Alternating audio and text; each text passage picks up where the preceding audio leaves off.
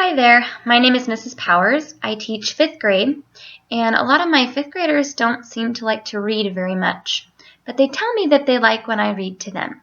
So I've decided to film myself reading, and so that my readers out there, you, can follow along, and hopefully this will encourage some of you to read a little bit more and earn some more AR points this year. The first book I'm going to read aloud is called The Tale of Despereaux. I'm sure they have it in the Tulare Library, and they also probably have it in their school library, and it would be really good for you to follow along while I'm reading, so you can see all the pictures and everything. This, again, is The Tale of Despereaux by Kate D. Camillo, and I'm going to begin.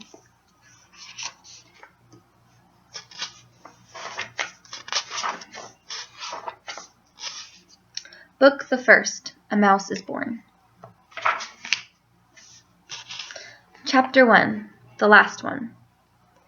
The story begins within the walls of a castle, with the birth of a mouse. A small mouse, the last mouse born to his parents, and the only one of his litter to be born alive. "Where are my babies?" said the exhausted mother, when the ordeal was through. "Show to me my babies." The father mouse held the one small mouse up high. "There is only this mouse," he said. "The others are dead." "Mon Dieu! Just the one baby mouse?" "Just the one. Will you name him?" "All of that work for nothing," said the mother. She sighed. "It is so sad. It is such a disappointment." She was a French mouse who had arrived at the castle long ago in the luggage of a visiting French diplomat. Disappointment was one of her favorite words. She used it often. "Will you name him?" repeated the father. "Will I name him? Will I name him? Of course I will name him, but he will only die like the others. Oh, so sad. Oh, such a tragedy." The mouse mother held a handkerchief to her nose and then waved it in front of her face. She sniffed. "I will name him, yes. I will name this mouse Despereaux, for all this sadness, for the many despairs in this place. Now where is my mirror?" Her husband handed her a small shard of mirror. The mouse mother, whose name was Antoinette, looked at her reflection and gasped aloud. "Toulouse!" she said to one of her sons. "Get for me my makeup bag. My eyes are afraid." While Antoinette touched up her eye makeup, the mouse father put Despereaux down on a bed made of blanket scraps. The April sun, weak but determined, shone through a castle window, and from there squeezed itself through a small hole in the wall and placed one golden finger on the little mouse. As we know, sunlight does not have fingers, so this is personification. It's a form of figurative language, like as if the sun is touching the mouse. The other, older mice children gathered around to stare at Despereaux. "His ears are too big," said his sister Merlot. "Those are the biggest ears I've ever seen." "Look," said a brother named Furlow. "His eyes are open. Pa, his eyes are open. They shouldn't be open." It is true. Despereaux's eyes should not have been open, but they were. He was staring at the sun reflecting off his mother's mirror. The light was shining onto the ceiling in an oval of brilliance, and he was smiling up at the sight. "There's something wrong with him," said the father. "Leave him alone." Despereaux's brothers and sisters stepped back, away from the new mouse. "This is the last," proclaimed Antoinette from her bed.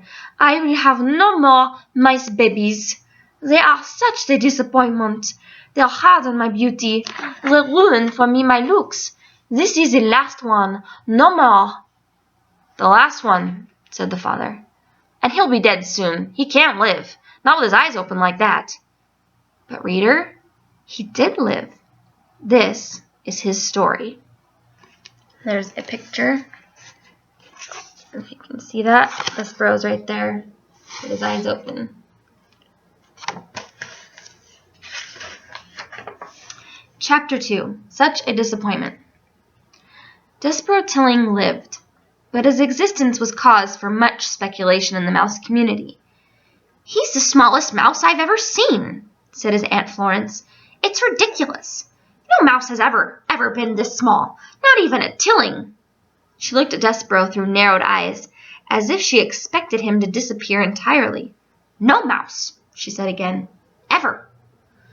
Despereaux, his tail wrapped around his feet, stared back at her. "Those are some big ears he's got, too," observed his Uncle Alfred. "They look more like donkey ears, if you ask me." "They are obscenely large ears," said Aunt Florence. Despereaux wiggled his ears. His Aunt Florence gasped. "They say he was born with his eyes open," whispered Uncle Alfred. Despereaux stared hard at his uncle. "Impossible," said Aunt Florence. "No mouse, no matter how small or obscenely large-eared, is ever born with his eyes open. It simply isn't done." "His pa, Lester, says he's not well," said Uncle Alfred.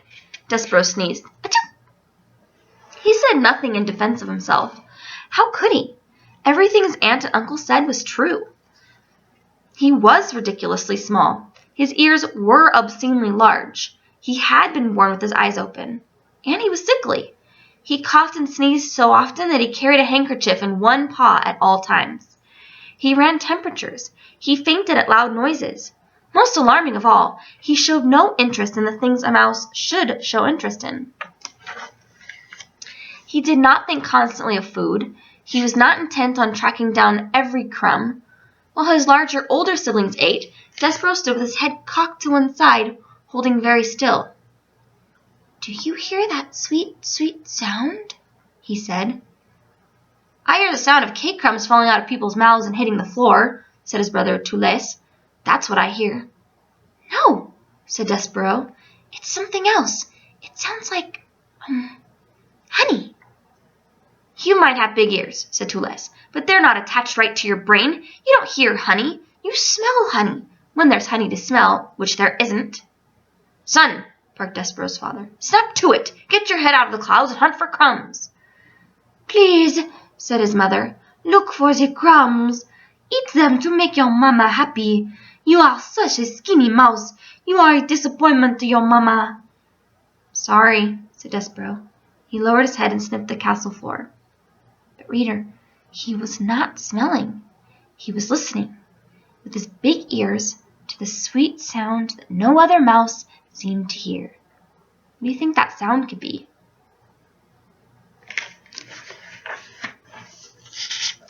Chapter 3. Once Upon a Time.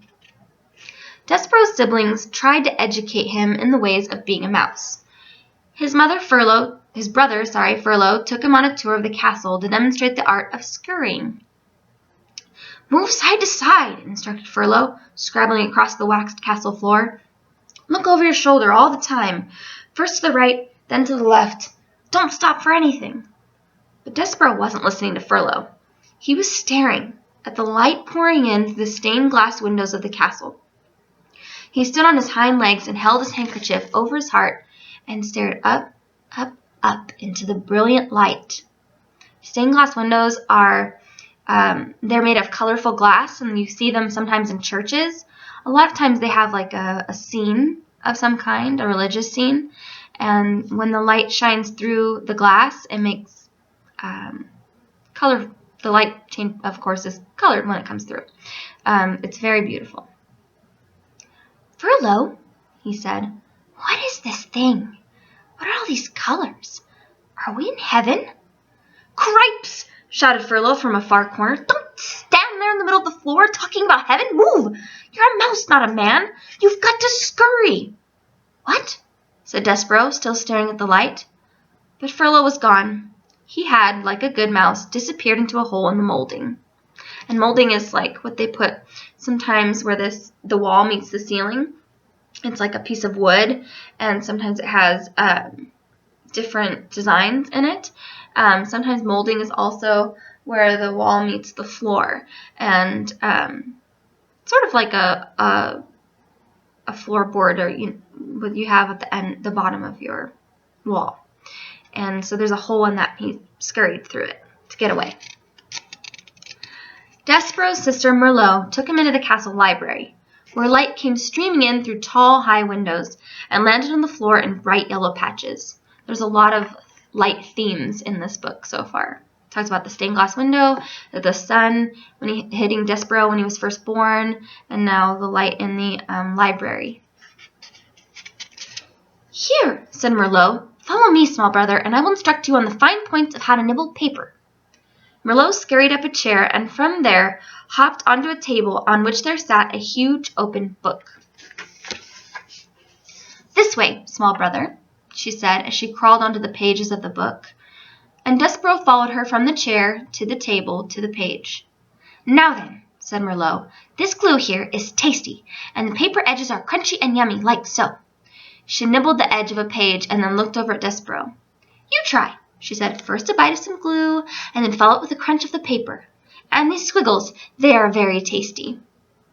What do you think she's talking about when she says squiggles, if it's on a book? Despereaux looked down at the book, and something remarkable happened. The marks on the pages, the squiggles, as Merlot referred to them, arranged themselves into shapes. The shapes arranged themselves into words, and the words spelled out a delicious and wonderful phrase. "Once upon a time." "Once upon a time," whispered Despereaux. "What?" said Merlot. "Nothing." "Eat," said Merlot. And there's a picture of Despereaux reading the book. "I couldn't possibly," said Despereaux, backing away from the book. "Why?" Said Despereaux. "It would ruin the story." "The story? What story?" Merlot stared at him. A piece of paper trembled at the end of one of her indignant whiskers. "It's just like Pa said when you were born. Something is not right with you." She turned and scurried from the library to tell her parents about this latest disappointment. Despereaux waited until she was gone, and then he reached out and with one paw touched the lovely words, "Once upon a time." He shivered. He sneezed. Achoo! He blew his nose into his handkerchief. "Once upon a time," he said aloud, relishing the sound. And that means that he was really just enjoying that sound, relishing it, and appreciating it. And then, tracing each word with his paw, he read the story of a beautiful princess and the brave knight who serves and honors her. Despereaux did not know it, but he would need very soon to be brave himself. Have I mentioned that beneath the castle there was a dungeon? In the dungeon there were rats, large rats, mean rats. Despereaux was destined to meet those rats. That means it has to happen. It's going to happen. It's his destiny. Reader, you must know that an interesting fate, sometimes involving rats, sometimes not, awaits almost anyone, mouse or man, who does not conform. And conform means to follow the rules or to be like everyone else. And Despereaux does not conform to being a mouse. He does not act like a mouse at all. And so he's not conforming to those rules. So that means in his destiny he's going to do something important. And he might be meeting those rats. Chapter 4. Enter the Pea. Despereaux's brothers and sisters soon abandoned, or gave up, the thankless task of trying to educate him in the ways of being a mouse. And so Despereaux was free. He spent his days as he wanted. He wandered through the rooms of the castle, staring dreamily at the light streaming in through the stained glass windows. He went to the library and read over and over again the story of the fair maiden and the knight who rescued her. And he discovered, finally, the source of the honey-sweet sound. The sound was music. The sound was King Philip playing his guitar and singing to his daughter, the Princess P, every night before she fell asleep. Hidden in a hole in the wall of the princess's bedroom, the mouse listened with all his heart. The sound of the king's music made Despereaux's soul grow large and light inside of him. "Oh," he said, "it sounds like heaven. It smells like honey." He stuck his left ear out of the hole in the wall so that he could hear the music better, and then he stuck his right ear out so that he could hear better still. And it wasn't too long before one of his paws followed his head, and then another paw, and then, without any real planning on Despereaux's part, the whole of him was on display, all in an effort to get closer to the music. Now, while Despereaux did not indulge in many of the normal behaviors of mice, he did adhere, or follow, to one of the most basic and elemental of all mice rules. Do not ever, under any circumstances, reveal yourself to humans. But the music made him lose his head and act against the few small mouse instincts he was in possession of. And because of this, he revealed himself, and in no time at all he was spied by the sharp-eyed Princess P. "Oh, Papa," she said, "look, a mouse." The king stopped singing. He squinted. The king was nearsighted. That is, anything that was not right in front of his eyes was very difficult for him to see. "Where?" said the king. "There," said the Princess P. She pointed. "That, my dear P, is a bug, not a mouse. It is much too small to be a mouse." "No, no, it's a mouse." "A bug," said the king, who liked to be right. "A mouse," said the P, who knew she was right. As for Despereaux, he was beginning to realize that he had made a very grave error. Grave means dangerous, and error means mistake. He trembled. He shook. He sneezed. Achoo! He considered fainting. "He's frightened," said the P. "Look, he's so afraid he's shaking. I think he was listening to the music. Play something, Papa." "A king play music for a bug?" King Philip wrinkled his forehead. "Is that proper, do you think? Wouldn't that make this some kind of topsy-turvy, wrong-headed world if a king played music for a bug?" "Papa, I told you, he's a mouse," said the P. "Please?" "Oh, well, if it'll make you happy, I, the king, will play music for a bug." "A mouse," corrected the P. The king adjusted his heavy gold crown. He cleared his throat. He strummed the guitar and started to sing a song about stardust. The song was as sweet as light shining through stained glass windows, as captivating as the story in a book. And those are all similes. It's figurative language, and Despereaux, it's comparing the music to other things that Despereaux really likes, like the light through a stained glass window and reading the book. Despereaux forgot all his fear. He only wanted to hear the music. He crept closer, and then closer still, until, reader, he was sitting right at the foot of the king. Chapter 5. What Furlow Saw. The Princess P looked down at Despereaux. She smiled at him. And while her father played another song, a song about the deep purple falling over sleepy garden walls, the princess reached out and touched the top of the mouse's head. Despereaux stared up at her in wonder. The P, he decided, looked just like the picture of the fair maiden in the book in the library.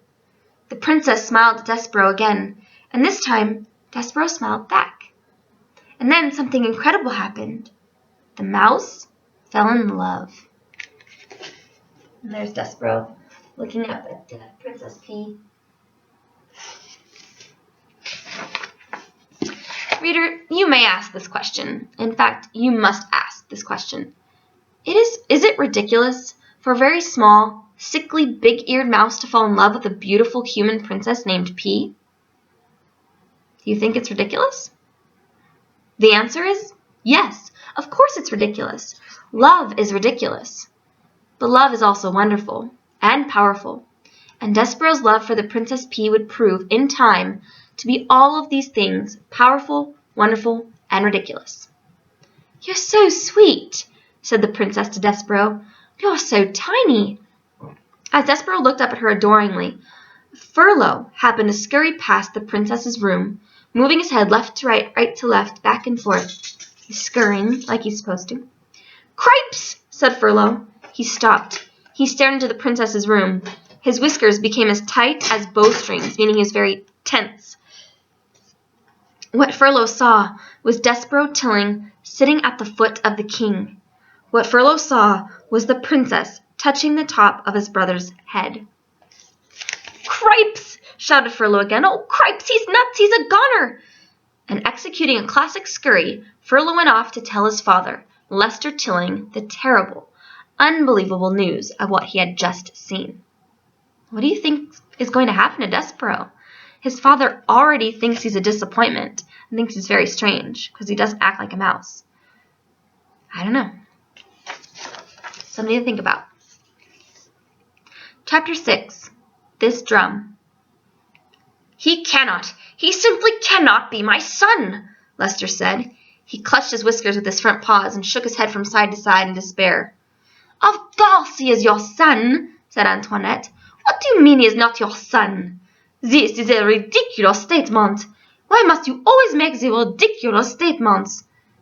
You, said Lester. This is your fault. The French blood in him has made him crazy.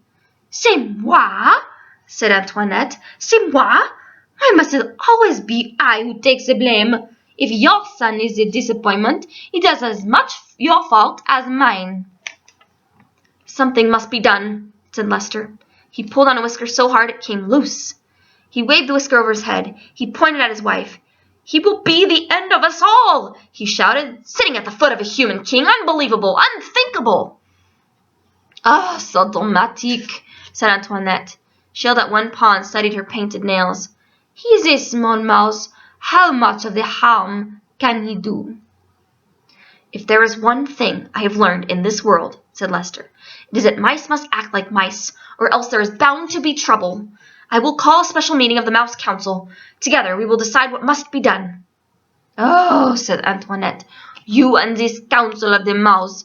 It is a waste of the time, in my opinion. Don't you understand? Shouted Lester. He must be punished. He must be brought up before the tribunal. He pushed past her and dug furiously through a pile of paper scraps until he uncovered a thimble with a piece of leather stretched across its open end. And you can look up a picture of a thimble on Google, but it's silver, little piece of thing that goes on your finger when you're sewing, so that you don't poke your finger. But you can look up a picture to see what it looks like. It's a little thing. So it's got a piece of leather strapped across it. Oh, please, said Antoinette. She covered her ears. Not this drum of the Council of the Mouse. That sounded more German than French, sorry. Not this drum of the Council of the Mouse. That's a little better. Yes, said Lester, the drum. He held it up high above his head, first to the north, and then to the south, and then to the east and the west. He lowered it and turned his back to his wife, and closed his eyes, and took a deep breath, and began to beat the drum slowly. One long beat with his tail, two staccato beats with his paws, and staccato means like quick sounds. Boom, tap, tap, boom, tap, tap, boom, tap, tap. The rhythm of the drum was a signal for the members of the Mouse Council. Boom, tap, tap, boom, tap, tap, boom. The beating of the drum let them know that an important decision would have to be made, one that affected the safety and well-being of the entire mouse community. Boom, tap, tap, boom, tap, tap, boom. So this drum sort of is an ominous sound, and it's offering us some foreshadowing, which means it's telling us that something is coming, and something that may be not very good for the interest of Despereaux, the main character. Chapter 7. A Mouse in Love. And what was our own favorite member of the mouse community doing while the sound of the Mouse Council drum echoed through the walls of the castle?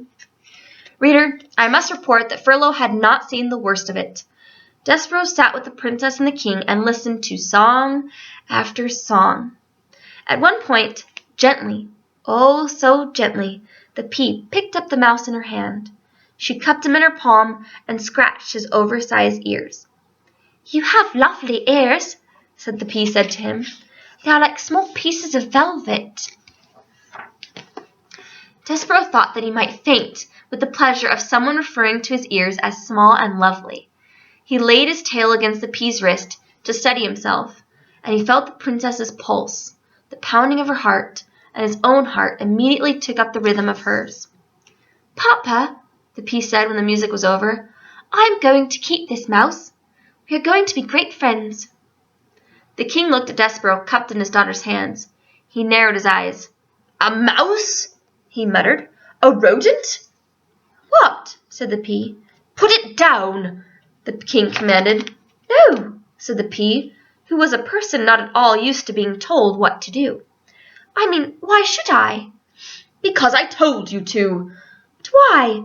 protested the pea. "Because it's a mouse." "I know. I'm the one who told you he was a mouse." "I wasn't thinking," said the king. "Thinking of what?" "Your mother, the queen." "My mother," said the pea sadly. "Mice are rodents," said the king. He adjusted his crown. "They are related to rats.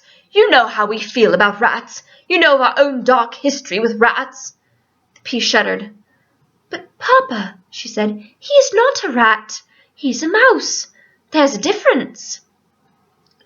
"Royalty," the king said, "has many responsibilities, and one of them is not becoming involved personally with even the distant relatives of one's enemies. Put him down, Pea." The princess put Despereaux down. "Good girl," said the king, and then he looked at Despereaux. "Scat," he said.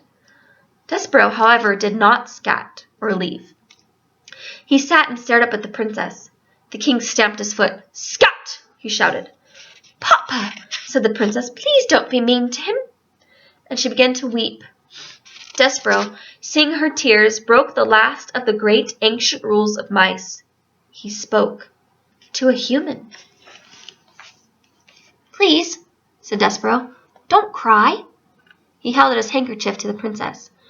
The pea sniffed and leaned down close to him. "Do not speak to her!" thundered the king. Despereaux dropped his handkerchief. He backed away from the king. "Rodents do not speak to princesses. We will not have this becoming a topsy-turvy, wrong-headed world. There are rules. Scat! Get lost before my common sense returns and I have you killed." The king stamped his foot again. Despereaux found it alarming to have such a big foot brought down with so much force and anger, so close to his own small head. He ran toward the hole in the wall, but he turned before he entered it. He turned and shouted to the princess, "My name is Despereaux." "Despereaux," she said. "I honor you," shouted Despereaux. "I honor you" is what the knight said to the fair maiden in the story that Despereaux read every day in the book in the library. Despereaux had muttered the phrase often to himself, but he had never before this evening had occasion to use it when speaking to someone else. "Get out of here!" shouted the king, stamping his foot harder and then harder still, so it seemed as if the whole castle, the very world, were shaking. "Rodents know nothing of honor." Despereaux ran into the hole, and from there he looked out at the princess. She had picked up his handkerchief and was looking at him, right directly into his soul. "Despereaux," she said. He saw his name on her lips. "I honor you," whispered Despereaux. "I honor you." He put his paw over his heart. He bowed so low that his whiskers touched the floor. He was, alas, a mouse deeply in love. Chapter 8. To the Rats. The Mouse Council, 13 honored mice, and one most very honored head mouse, heeded the call of Leicester's drum, and gathered in a small secret hole off King Philip's throne room. When they heeded it, it means they listened to it and they followed the rules of the drum, which means they have to have a meeting. The 14 mice sat around a piece of wood balanced on spools of thread and listened in horror while Despereaux's father related the story of what Furlow had seen. "At the foot of the king," said Leicester. "Her finger right on top of his head," said Leicester. "He was looking up at her, and it was not in fear." The Mouse Council members listened with their mouths open. They listened with their whiskers drooping and their ears flat against their heads. They listened in dismay and outrage and fear. When Leicester finished, there was a silence, dismal and deep. "Something," intoned the most very honored head mouse, "is wrong with your son. He is not well. This goes beyond his fevers, beyond his large ears, and his lack of growth. He is deeply disturbed. His behavior endangers us all. Humans cannot be trusted. We know this to be an indisputable fact. A mouse who consorts with humans, a mouse who would sit right at the foot of a man, a mouse who would allow a human to touch him?" And here the entire Mouse Council indulged in a collective shiver of disgust. "Whew!" cannot be trusted. That is the way of the world, our world. Fellow mice, it is my most fervent hope that Despereaux has not spoken to these humans, but obviously we can assume nothing, and this is a time to act, not wonder." Lester nodded his head in agreement, and the 12 other members of the Mouse Council nodded their heads too. "We have no choice," said the head mouse. He must go to the dungeon." He pounded his fisted paw on the table. "He must go to the rats. Immediately. Members of the council, I will now ask you to vote. Those in favor of Despereaux being sent to the dungeon, say aye." There was a chorus of sad ayes. "Those opposed, say nay." Silence reigned in the room. The only noise came from Lester. He was crying. He's the one who called the meeting, and now he's crying. And 13 mice, ashamed for Lester, looked away. Reader, can you imagine your own father not voting against your being sent to a dungeon full of rats? Can you imagine him not saying one word in your defense? Despereaux's father wept, and the most very honored head mouse beat his paw against the table again and said, "Despereaux Tilling will appear before the mouse community. He will hear of his sins, and he will be given a chance to deny them. If he does not deny them, he will be allowed to renounce them so that he may go to the dungeon with a pure heart. Despereaux Tilling is hereby called to sit with the Mouse Council." At least Lester had the decency to weep at his act of perfidy. Reader, do you know what perfidy means? I have a feeling you do, based on the little scene that has just unfolded here. But you should look up the word in the dictionary, just to be sure. Okay, so we have read chapters 1 through 8. We will start with chapter 9 next time. I'm not going to read the whole book all in this video, but that's about 30 minutes of reading, which is what you should be reading every night on your own. So we'll pick up with chapter 9, The Right Question, next time. Thanks for listening, and I hope you enjoyed reading with me, The Tale of Despereaux. Bye! See you next time!